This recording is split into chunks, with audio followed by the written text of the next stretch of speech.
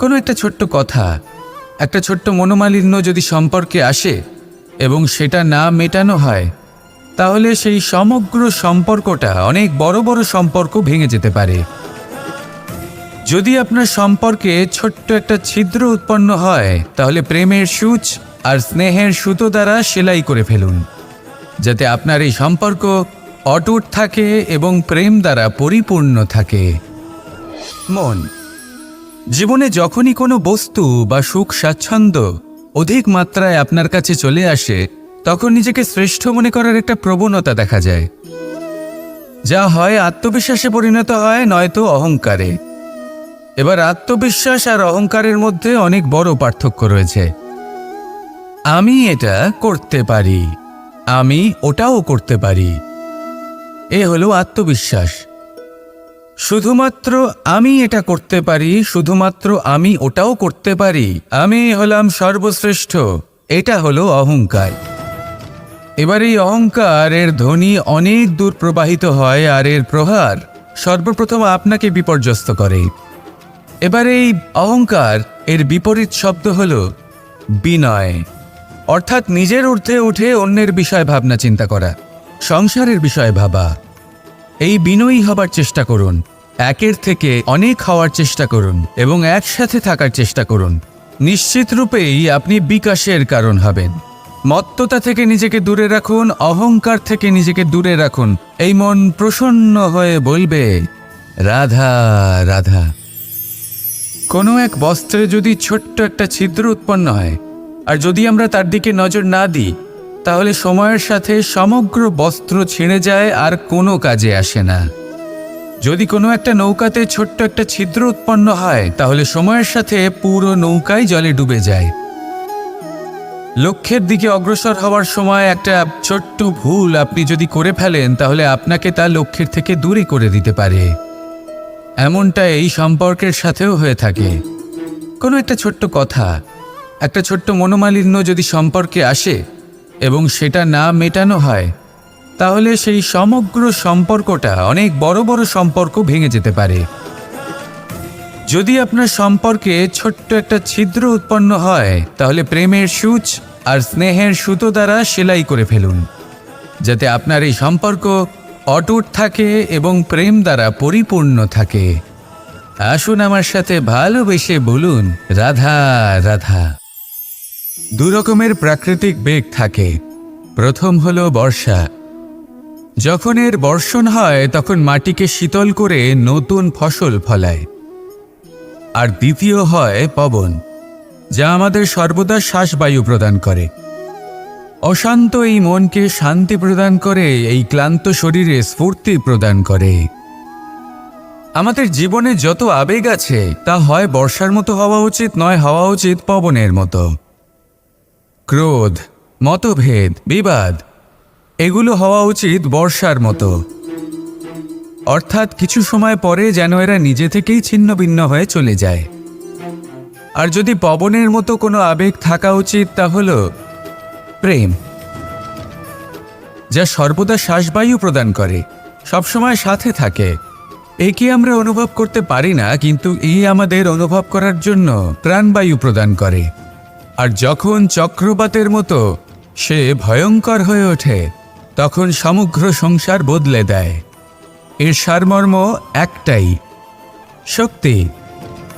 মতভেদ, ক্রোধ, বিবাদের মধ্যে নেই। শক্তি যদি থাকে, তা আছে প্রেমের মধ্যে। তাই এই প্রেমকে মনের মধ্যে রাখুন আর আমার সাথে বলুন, রাধা রাধা। জীবনে দুই ধরনের আবেগ রয়েছে, যার কোনো মূল্য নেই। আমার কথার অর্থ এটা নয় যে এদের কোনো গুরুত্ব নেই।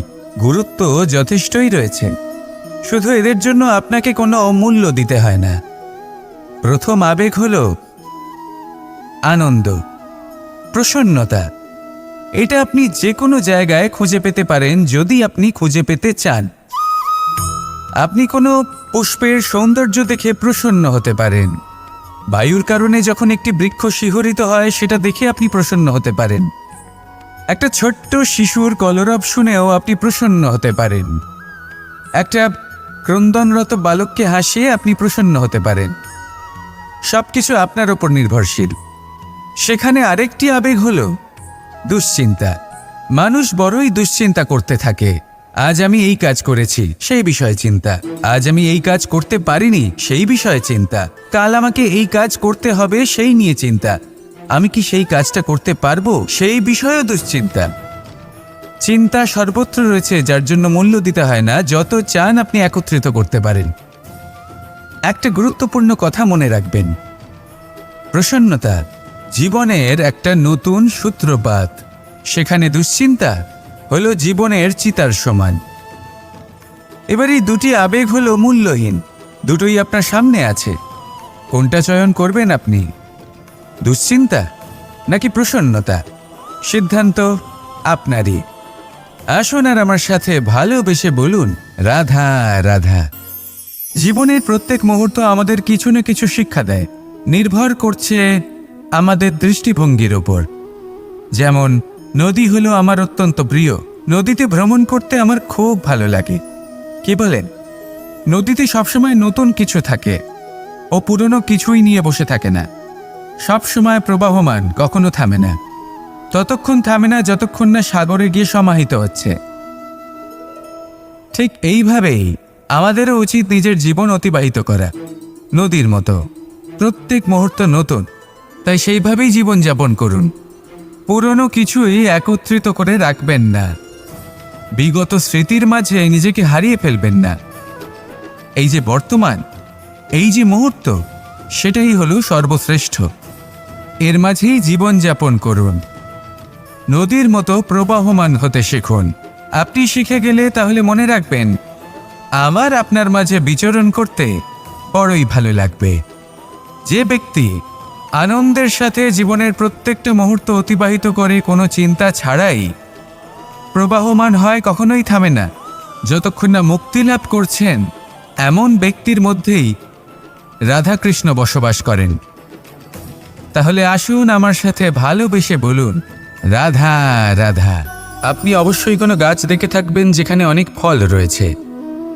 সেই গাছের ডালগুলি নিজে থেকেই নত হয়ে যায়। কেন? যাতে মানুষ, প্রাণী, এরা সকলে যাতে সেই ফল খুব সহজে গ্রহণ করতে পারেন। এটাই হলো প্রকৃতির শিক্ষা, এটাই হলো প্রকৃতির নিয়ম।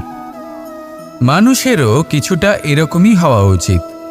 যদি আপনি সাফল্যের চরম সীমায় পৌঁছে যান, অনেক বেশি ধন অর্জন করে ফেলেন, তখন মনে রাখবেন যে আপনি যেন অহংকারী না হয়ে পড়ে।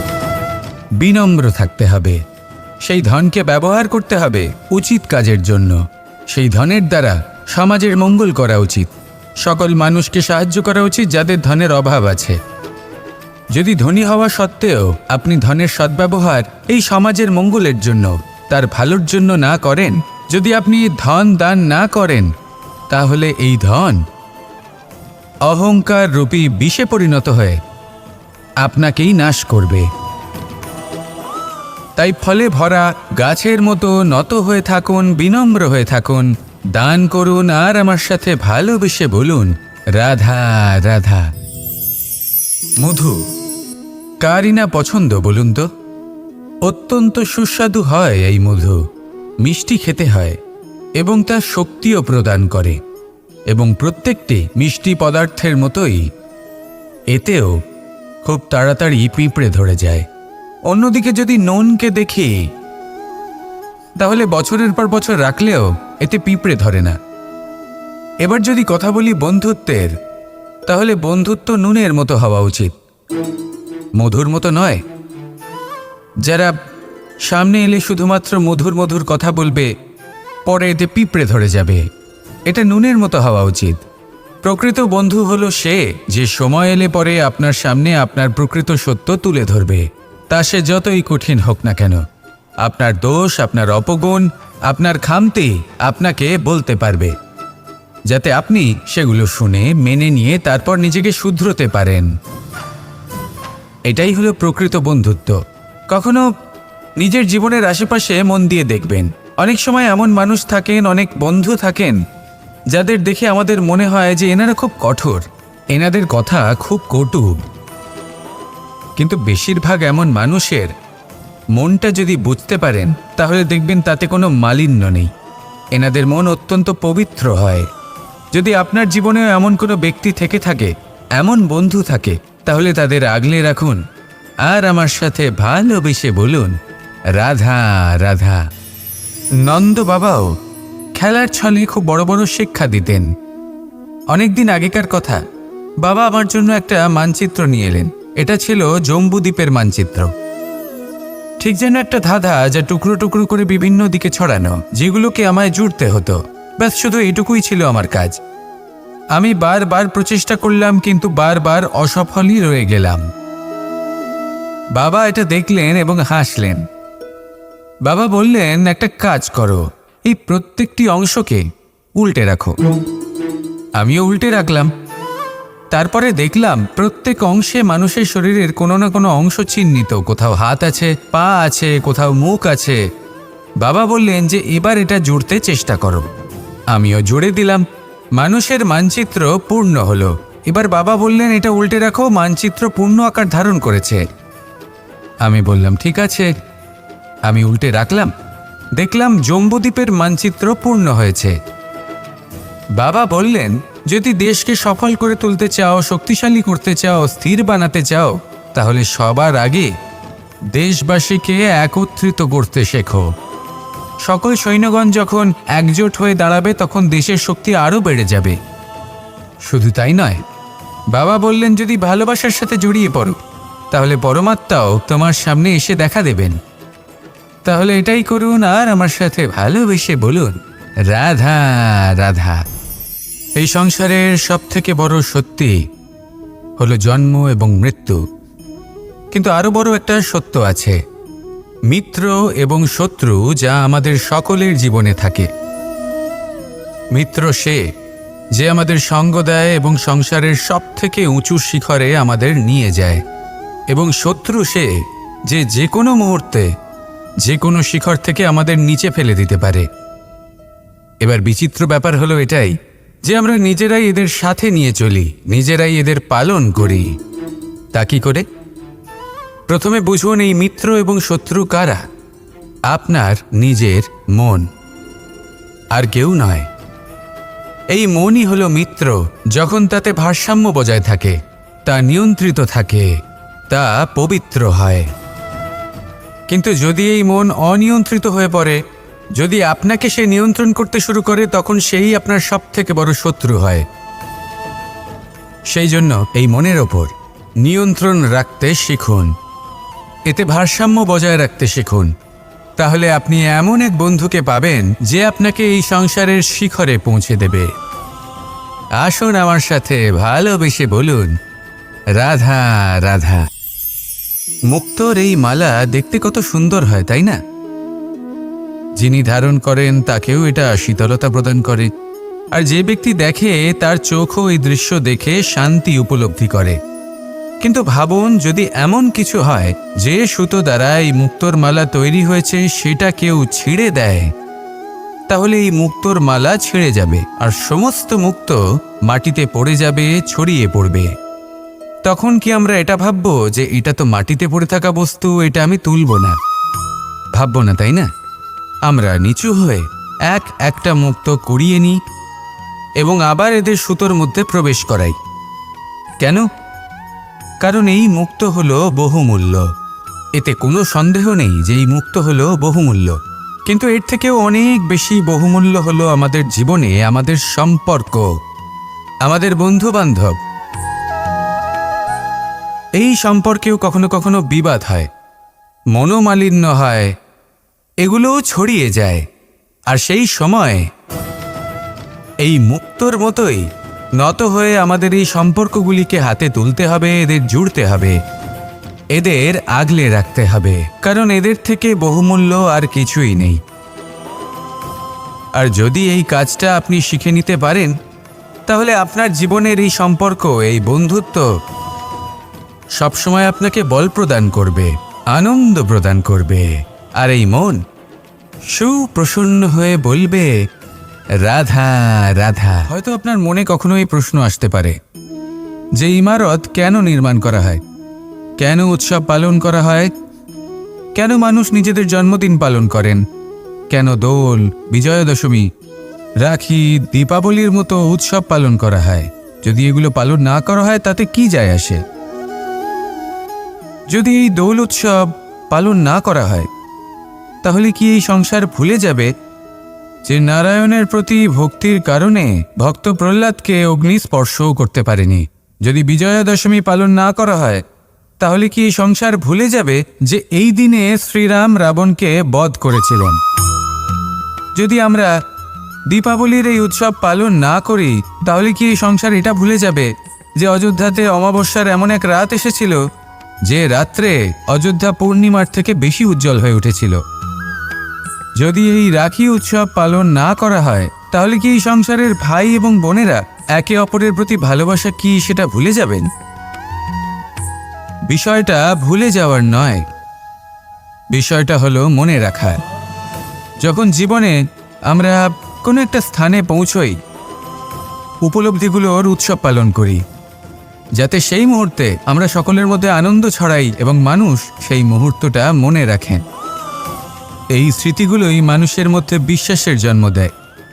এই বিশ্বাস যে আগামী যেদিন আসছে তাতে আরও আনন্দের সম্ভাবনা রয়েছে। ভালোবাসার এই উৎসব, ভালোবাসার এই পার্বণ, এটা মানুষের মনে বিশ্বাসের জন্ম দেয় যে প্রত্যেক যুগে কেউ না কেউ এসেছে এবং পরবর্তীতেও আসবে। তাহলে আসুন আমরা ডুবে যাই আমার লীলার এই প্রেম যাত্রায় এবং ভালোবাসার এমন একটা উৎসব পালন করা যাক যা এই সংসার যুগ যুগ পর্যন্ত মনে রাখবে। তাহলে আসুন আর আমার সাথে ভালোবেসে বলুন, রাধা রাধা। এ হলো এক আম গাছ, আর খুব যত্ন সহকারে আমি এটা বড় করেছি। প্রথমে বীজ বপন করেছি, তারপর সিঞ্চন করেছি, তারপর এর থেকে অঙ্কুর বেরিয়েছে, তারপর দিন প্রতিদিন আমি এতে জল দিয়েছি। আস্তে আস্তে ওর পাতা বেরিয়েছে, তারপর ও একটা গাছের আকার ধারণ করেছে।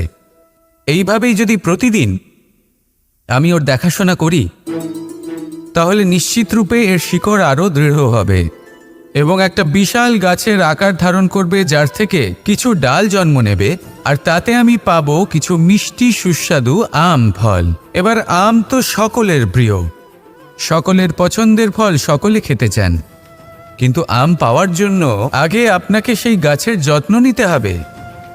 যদি আপনি গাছ লাগিয়ে তারপর ভুলে যান তাহলে সেই গাছের কি হবে?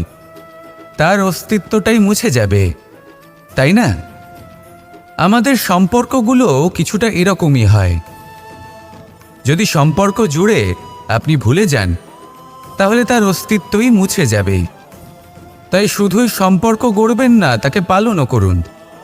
নিশ্চিত রূপে আপনার এই সম্পর্করূপী বৃক্ষের ডালে আনন্দের মিষ্টি সুস্বাদু আম ফল নিশ্চয়ই পাওয়া যাবে।